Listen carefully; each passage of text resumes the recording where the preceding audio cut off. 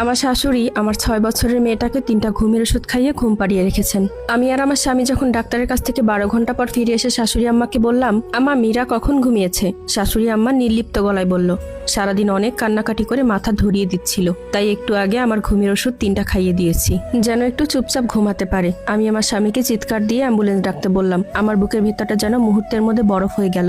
আমি দৌড়ে মীরার রুমে ঢুকে দেখি আমার ছোট্ট মেয়েটা খাটে একদম নিস্তেজ হয়ে পড়ে আছে। তার ছোট ছোট হাত দুটো শরীরের পাশে পড়ে আছে, চোখ বন্ধ, নিঃশ্বাস খুব ধীরে চলছে। আমি ডাকলাম, মীরা মা ওঠো মা। আমি তাকে ঝাঁকাতে লাগলাম, কিন্তু ওর শরীরে কোনো সারা শব্দ নেই। আমার স্বামী যখন ভেতরে ঢুকছে, সে মীরার মুখে হাত দিয়ে কয়েক সেকেন্ড স্থির হয়ে দাঁড়িয়ে রইল। তারপর কাঁপা কাঁপা গলায় বলল, ওর শরীরটা তো ঠান্ডা কেন? আমি কাঁদতে কাঁদতে বললাম, অ্যাম্বুলেন্স ডাকো, তাড়াতাড়ি, এক্ষুনি ডাকো। আসিফ ফোন বের করতে করতে ওর মায়ের দিকে তাকিয়ে বলল, মা তুমি ওকে কি খাইয়েছ? শাশুড়ি আম্মা ড্রয়িং রুমে দাঁড়িয়ে ঠান্ডা গলায় বলল, আমার ঘুমের ওষুধ থেকে 3টা খাইয়ে দিয়েছি। এতে এমন কি হয়েছে? আমি যেন নিজের কানকে বিশ্বাস করতে পারছিলাম না। আমি চিৎকার করে উঠে বললাম, একটা 6 বছরের বাচ্চাকে আপনি 3টা ঘুমের ওষুধ খাইয়েছেন? তিনি বিরক্ত মুখে বললেন, এই একটুখানি ওষুধে কেউ মরে না।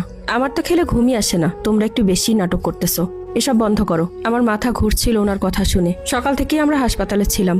আসিফের ছোট চাচাতো ভাইয়ের অ্যাক্সিডেন্ট হয়েছিল, তাই তাড়াহুড়ো করে আমাদের সেখানে যেতে হয়েছিল। মীরাকে রেখে গিয়েছিলাম, কারণ আমার শাশুড়ি আম্মা নিজেই বলেছিলেন নাতনিকে আমি দেখে রাখবো। আমি যদি জানতাম উনি এমন করবেন।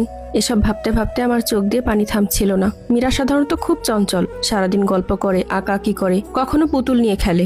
একটু আদুরে স্বভাবের বলে মাঝে মাঝে কান্না করতো ঠিকই, কিন্তু সে তো একটা বাচ্চা, তার কান্না থামাতে কেউ ঘুমের ওষুধ খাওয়ায়? অ্যাম্বুলেন্স আসতে আসতে প্রায় 15 মিনিট লাগলো। সেই 15 মিনিট আমার কাছে মনে হচ্ছিল 15 বছর। আমি মীরাকে কোলে নিয়ে বসেছিলাম, বারবার তার কপালে চুমু খাচ্ছিলাম আর বলছিলাম, মা একটু কথা বলো প্লিজ, মা চোখ খোলো। আসিফ আমার পাশেই বসেছিল, কিন্তু তার চোখ মুখ পুরাই ফ্যাকাশে হয়ে গেছে। সে জীবনে প্রথমবার তার মায়ের দিকে এমন চোখে তাকাচ্ছিল, যেন সে অপরিচিত কাউকে দেখছে। অ্যাম্বুলেন্স আসার পর প্যারামেডিকরা দ্রুত মীরাকে স্ট্রেচারে তুললো। একজন জিজ্ঞেস করলো, কতগুলো ট্যাবলেট খেয়েছে? আমি কাঁদতে কাঁদতে বললাম, 3টা, সম্ভবত ঘুমের ওষুধ। লোকটার মুখ সঙ্গে সঙ্গে বদলে গেল।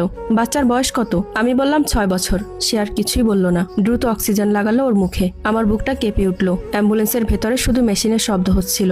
আমি মীরার ছোট্ট হাতটা ধরে বসেছিলাম, ওর হাতটা একদম নিস্তেজ ছিল। আসিফ বারবার ফোনে কারোর সাথে কথা বলছিল, হয়তোবা হাসপাতালে ব্যবস্থা করছিল, কিন্তু আমি খুব বুঝতে পারছিলাম সে নিজেও ভেঙে পড়েছে। হাসপাতালে পৌঁছানোর পর ডাক্তাররা দ্রুত মীরাকে ভেতরে নিয়ে গেল। আমরা বাইরে দাঁড়িয়ে থাকলাম। আমি দেয়ালের পাশে বসেছিলাম, আমার পুরো শরীর কাঁপছিল। হঠাৎ করে আসিফ ধীরে ধীরে বলল, তুমি জানো মা আগে কখনো এমন করেনি। আমি মাথা তুলে তার দিকে তাকালাম আর বললাম, তুমি কি এখনো তাকে ডিফেন্ড করতেছো? সে চুপ হয়ে গেল। আমি দাঁতে দাঁত চেপে বললাম, একটা বাচ্চাকে ঘুমের ওষুধ খাওয়ানো অপরাধ, তুমি কি সেটা বুঝতেছো না? আসিফ মাথা নিচু করে বলল, আমি বুঝতেছি। ঠিক তখনই একজন ডাক্তার বের হলেন। আমরা দুজন একসাথে উঠে দাঁড়ালাম। ডাক্তার গম্ভীর মুখে বললেন, ওর শরীরে ওষুধের মাত্রা অনেক বেশি গেছে। আমরা চেষ্টা করছি স্টেবল রাখতে, তবে আগামী কয়েক ঘন্টা খুবই গুরুত্বপূর্ণ। আমার পাটা কেঁপে উঠল। আমি বললাম, ডাক্তার আমার মেয়ে ঠিক হয়ে যাবে তো? তিনি কিছুক্ষণ চুপ থেকে বললেন, এখনো নিশ্চিত করে কিছুই বলা যাচ্ছে না। আমার মনে হচ্ছিল আমার পৃথিবীটা থেমে গেছে। আর ঠিক তখনই আসিফের ফোনে একটা কল আসলো। সে ফোনটা রিসিভ করতেই ওপাশ থেকে কারো চিৎকার শোনা গেল। আসিফের মুখ মুহূর্তে সাদা হয়ে গেল। আমি আতঙ্কিত হয়ে বললাম, কি হয়েছে? সে ধীরে ধীরে আমার দিকে তাকালো, তার কণ্ঠ কাঁপছিল। সে বলল, মা বাসা থেকে বের হয়ে গেছে, আর যাওয়ার আগে একটা চিঠি রেখে গেছে। আসিফের হাত থেকে ফোনটা প্রায় পড়েই যাচ্ছিল। ওর ফ্যাকাশে মুখের দিকে তাকিয়ে আমার বুকের ভেতরটা মোচড় দিয়ে উঠল। মীরার এই অবস্থার মধ্যে আবার নতুন করে কি হলো? কি হয়েছে? আসিফ আমা কি লিখে গেছে? আমি অস্পষ্ট স্বরে জিজ্ঞেস করলাম। আসিফ কোনো উত্তর দিল না, সে পাথরের মতো দাঁড়িয়ে রইল। আমি ওর হাত থেকে ফোনটা কেড়ে নিয়ে দেখলাম একটা মেসেজ এসেছে। মেসেজটা পড়ার চেষ্টা করলাম। আমাদের পাশের বাসার ভাবি আসিফকে মেসেজ পাঠিয়েছে। আমা নাকি ঘর থেকে বের হওয়ার সময় একটা খাম দিয়ে গেছে এবং বলেছে সেটা যেন আসিফকেই দেওয়া হয়।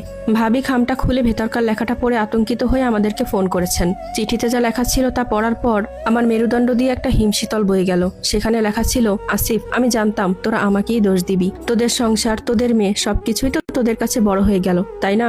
আমার কোনো দামই নেই। আমি তো ওকে শুধু একটু শান্তিতে ঘুমানোর জন্য ওষুধ দিয়েছিলাম, কিন্তু তোরা আমাকে অপরাধী বানিয়ে দিলি। পুলিশ আসার আগেই আমি সব শেষ করে দিচ্ছি, আমাকে আর খুঁজতে আসিস না। আসিফ ঢুকরে কেঁদে উঠল, বলল, মুনিয়া মা কি তবে আত্মহত্যা করতে গেছে? আমার ভেতরে তখন এক অদ্ভুত লড়াই চলছিল। একদিকে আমার একমাত্র সন্তান আইসিইউতে নিজের জীবনের সাথে লড়াই করছে, ওই মানুষটাই এখন অপমানের দোহাই দিয়ে নিজেকে শেষ করে দেওয়ার হুমকি দিচ্ছে। আমি আসিফের দিকে তাকিয়ে শক্ত গলায় বললাম, আসিফ মা কোথাও যাবেন না। এটা ওনার নতুন কোনো নাটক কিনা আমি জানি না, কিন্তু আমার মেয়ের যদি এখন কিছু হয়ে যায় বা সে যদি চোখ না খোলে, তাহলে আমি দুনিয়ার কোনো কিছুকেই আর মানব না। আসিফ পাগলের মতো হাসপাতালের করিডোরে পায়াচারি করতে লাগলো। এক পাশে নিজের মা, অন্য পাশে নিজের সন্তান। ও যেন ছিঁড়ে দুভাগ হয়ে যাচ্ছে ভিতরে ভিতরে। ঠিক তখনই আইসিইউর দরজা খুলে ডাক্তার বের হলেন। ওনার কপালে বিন্দু বিন্দু ঘাম। আমরা দুজনেই ছুটে গেলাম। গিয়ে জিজ্ঞেস করলাম। ডাক্তার মাস্কটা নামিয়ে দীর্ঘশ্বাস ফেলে বললেন, দেখুন, বাচ্চাটার স্টোমাক ওয়াশ করা হয়েছে, কিন্তু ড্রাগটা ওর রক্তে মিশে যাওয়ায় ওর হার্টবিট খুব নিচে নেমে গেছে। আমরা আমাদের সাধ্যমতো চেষ্টা করছি। আগামী 1 ঘন্টা আমাদের জন্য গোল্ডেন আওয়ার। যদি ওই সময়ের মধ্যে সাড়া দেয় তবে আমরা বিপদমুক্ত বলতে পারবো। আমি মেঝের উপর বসে পড়লাম। আমার ছোট্ট মেয়েটা, যে কিনা কাল রাতেও আমার গলার উপর হাত রেখে ঘুমিয়েছিল, আর আছে সাদা চাদরের নিচে নিস্তেজ হয়ে পড়ে আছে। হাসপাতালে নিস্তব্ধতা ভেঙে হঠাৎ আসিফের ফোন আবারও বেজে উঠল। এবার ফোন করেছে পুলিশ স্টেশন থেকে। আসিফ পুলিশকে জানিয়েছিল একটু আগেই। হ্যালো মিস্টার আসিফ, আপনার মায়ের ফোন থেকে একটা লোকেশন আমরা ট্র্যাক করেছি। ওনাকে রেল লাইনের ধারে একটা বস্তির কাছে পাওয়া গেছে। কিন্তু পুলিশের গলা শুনে আসিফ চিৎকার করে উঠল, কিন্তু কি, আমার মা কি ঠিক আছেন? ওপাশ থেকে পুলিশ অফিসার যা বললেন তা শুনে আসিফ ফোনটা কানে ধরে রেখে ধপ করে চেয়ারে বসে পড়ল। তার চোখ দিয়ে অঝরে পানি ঝরছে। আমি ভয় মিশ্রিত কণ্ঠে জিজ্ঞেস করলাম, কি হয়েছে? আসিফ, আম্মা কি কিছু করেছেন? আসিফ শুধু বিড়বিড় করতে লাগলো, সব শেষ হয়ে যাচ্ছিল মুনিয়া, সব শেষ হয়ে যাচ্ছিল। সে এক অদ্ভুত পরিস্থিতি হাসপাতালের। এক কামরায় আমার মেয়ে মৃত্যুর সাথে লড়ছে, আর ফোনের ওপাশ থেকে খবর এলো আসিফের মা রেল লাইনে ঝাঁপ দিতে গিয়ে পা পিছলে পড়ে গেছেন। ওনার ব্যাগের ভিতর থেকে এমন কিছু পাওয়া গেছে যা দেখে পুলিশের সন্দেহ হচ্ছিল এটা কোনো দুর্ঘটনা নয়। তার ব্যাগের ভিতরে মীরার খেলনা আর একটা পানির বোতল পাওয়া গেছে। ওই পানির বোতলের বিষাক্ত গন্ধ সন্দেহ জাগাচ্ছে যে তিনি কি শুধু নিজেকেই শেষ করতে চেয়েছিলেন, নাকি এর পেছনে আরো কোনো ভয়ানক পরিকল্পনা ছিল। আমার মনে পড়ে গেল, মীরাকে যখন অ্যাম্বুলেন্সে তুলছিলাম তখন আম্মা খুব নির্লিপ্ত ছিলেন। একজন দাদি কি এতটাই নিষ্ঠুর হতে পারেন, নাকি এর পেছনে লুকিয়ে আছে অন্য কোনো মানসিক ব্যাধি বা পুরানো কোনো প্রতিহিংসা? ঠিক সেই মুহূর্তে আইসিইউর ভেতরে একটা যান্ত্রিক সংকেত বেজে উঠল। ডাক্তাররা হন্তদন্ত হয়ে ভেতরে ছুটলেন। আমার কলিজাটা যেন ছিঁড়ে বের হয়ে আসতে চাইলো। মেয়েটা কি তবে আমাদেরকে ছেড়ে চলে যাচ্ছে? আর আম্মা, তিনি কি সত্যিই অনুশোচনা এমনটা করলেন, নাকি ধরা পড়ে যাওয়ায় ভয়ে পালানোর পথ খুঁজছিলেন?